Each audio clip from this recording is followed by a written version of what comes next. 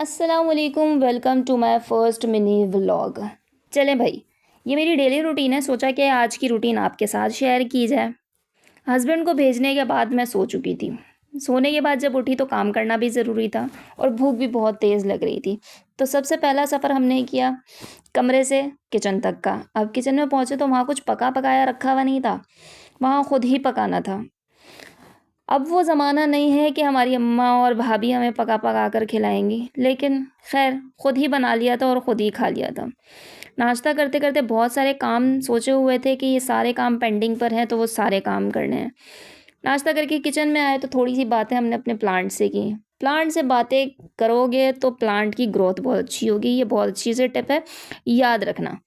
चलो भाई, अब बर्तन धो रहे थे तो बहुत सारे काम जो थे वो दिमाग में चल रहे थे, क्योंकि अभी मैं 2-3 दिन पहले अपनी अम्मी के घर से रहकर आई हूँ और सारे काम पेंडिंग पर छोड़ कर गई थी।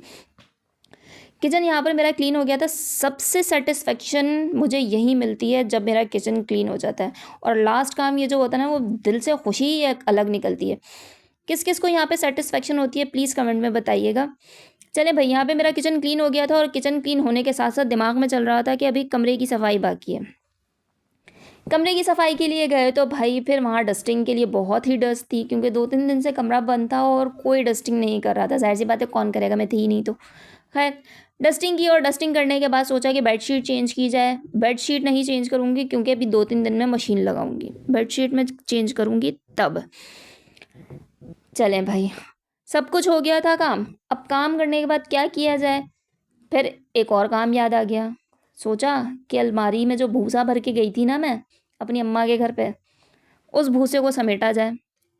चले गए दूसरे कमरे में, अलमारी को ली तो अलमारी से सारे कपड़े मुझ पर आ गए, क्योंकि ऐसे भर के गई थी, क्योंकि समझ ही नहीं आ रहा था अम्मा के घर क्या लेकर जाऊँ, ये लेके जाऊँ, ये लेके जाऊँ, क्या लेकर जाऊँ। खैर, जो समझ में आया ले गई थी।